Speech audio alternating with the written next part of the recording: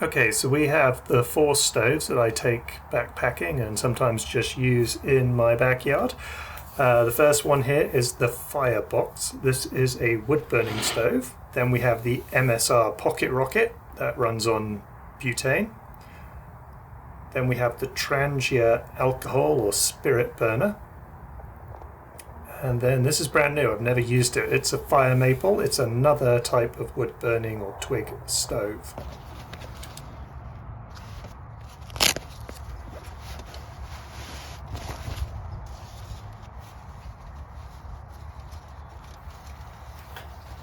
So the Firebox is the heaviest of the lot. It's solid steel. This thing's practically bulletproof, but it weighs 4.6 pounds with everything that you're seeing me pull out of the bag. So if weight's an issue for you, this might not be one you want. Personally, I love it. It's the one I've used the most, in fact. Can't always use it though out here. We do have issues with fire bans, and it's not always practical in some of the places you go, but that's why I have different options.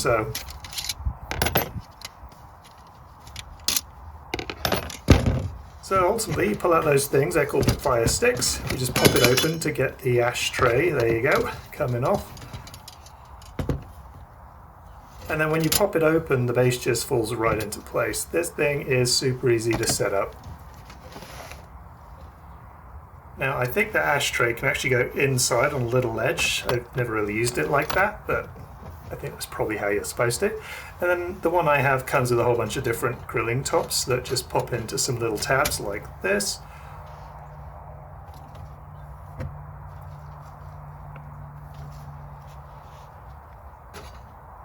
If you wanted to do a steak or a burger or a sausage, you can just do it straight on there. They have this one here is useful if you're going to put like a kettle or a cup or something and just heat directly into that. Kind of allows the heat to go right through and not be absorbed so much by the metal. These fire sticks are useful because you can poke them in these different holes or put them in these little cutouts up here to adjust the height of your grilling frame piece that you might be using if you're using one of the smaller ones. Sometimes you've got to give them a little bit of a jiggle to get them in there. That's all good. As you can see by its shininess, this is the one I don't really use. There's another exact duplicate of it that has some actual tabs and they go on the very top or probably can be inserted into it. Again, I've kind of found my groove with the way I like to use it, but there's a lot of different configurations that this can be dealt with. Now the main issue with this is it's a little messy. You can already see the charcoal kind of dust on my fingers. If that bothers you, you're not going to want one of these. Doesn't bother me at all. Like I said, I love it. Couldn't recommend it enough if you're into kind of twig burning stoves.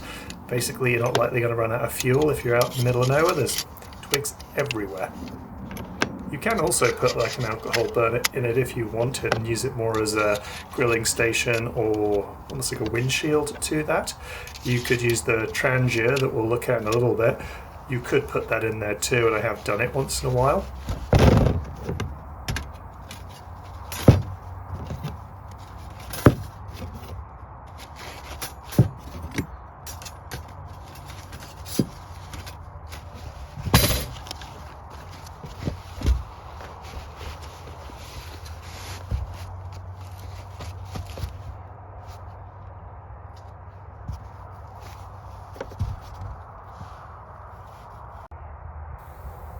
So next up we have the Trangia Spirit Burner. It's a tiny little device, weighs next to nothing at about a quarter of a pound-ish, basically featherweight. Obviously you've got to take into consideration the weight of your fuel, but really we're talking a half a pound maybe with a bottle like this. You just fill it up with your alcohol or spirit of choice. I like, what's it called, methylated or methyhydrate spirit, something like that. Burns pretty clean, doesn't use a lot of, or leave a lot of soot behind. Although it's pretty toxic, so you want to be careful how you're pouring it and where. These little frames, they just click on, and that's basically your stove top that you put your pot on top. Something to take a little bit of wiggling to get on, as you can see. But no big deal. It just sits right on top of the frame. Super easy. There's really doesn't get any more basic than that. And then, you know, you just get your imaginary lighter out, light the thing on fire, and away you go. Now with these spirit burners, particularly depending on the fuel you're using, they can be quite hard to see the flames, so you want to be careful. And as you can see here, I'm having a little bit of got to jimmy this thing apart. At the end of the day, whatever, not a big deal. But ultimately, once you get the thing apart, it's a really compact, lightweight little stove. I actually sometimes take these as backups if they're in a situation where I think it might not be appropriate to use a wood-burning stove. I keep this with me just in case. I like them. I use it a lot. I used it on one of my last videos, the healthy oats, if you want to look at that. Okay, next we have the MSR Pocket Rocket. This thing's great as well. It is super light. It is somewhere again around 0.2 of not even a pound. When you add the butane canister, you may be again looking at a half a pound of total weight. I'm really not that bothered about weight. My backpack overall tends to weigh 40 pounds, but it might be important to you. I have used this the least of all of the three that I've used, but it's quite convenient. I've actually started to use it more on just little day hikes if I'm out and about, or if I want to go down to the river and have a cup of coffee. Just quick and easy, no mess. It's really quite convenient. But again, I used it on my 4-day backpacking trip. Again, another video you can look at if you want. And I had that one canister there. It's still not even close to being empty. And I had multiple coffees in the morning. I heated my dinner or cooked my dinner, cooked my oats in the morning. It lasts quite a while. I think they say on average a person probably could get away with one of those over the course of a week. But nice and easy, twist on, twist off, use a lighter to get the thing going.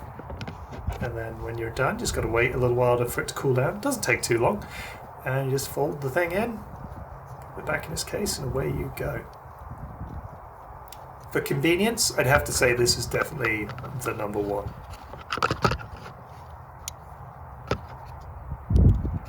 Yeah, sometimes you got a little puzzle, fiddle it around and get it in the thing, but it's a really cracking stove.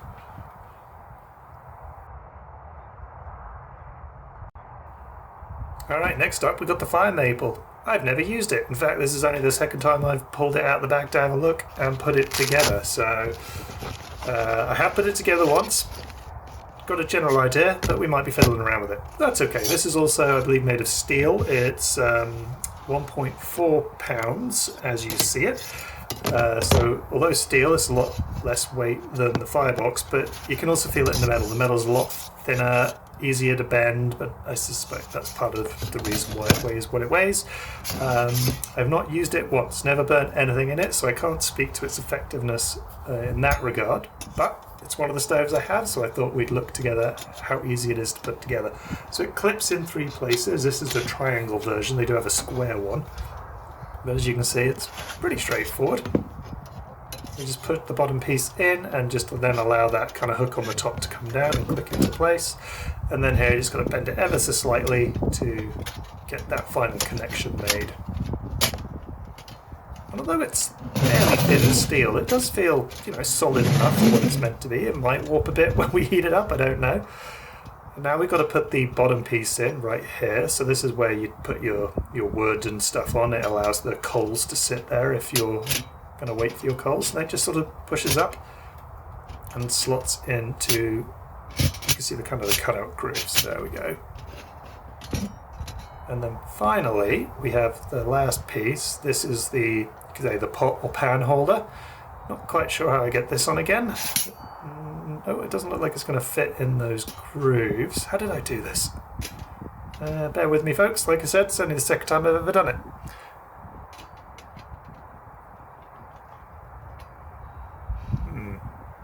Oh, I see. Right, you got these tab bits. They just sort of clip on, kind of around it, I believe. There we go. Almost like just sort of holds it in place and firms the whole stove up. There we go.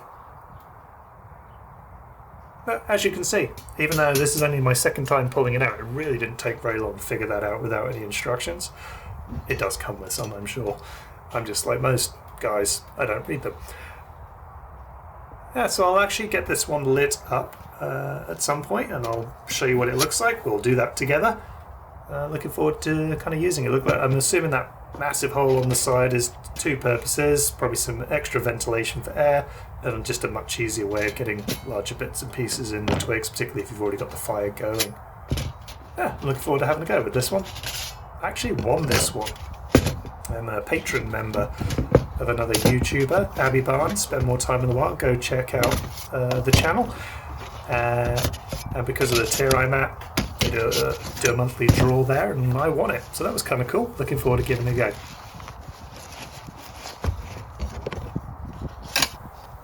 So I'll do a few videos actually lighting up each of these so you can have a look, and we'll do maybe like a boil water test on each of them. It's not going to be that scientific, but might be fun to check out. So keep an eye on the channel for when those land.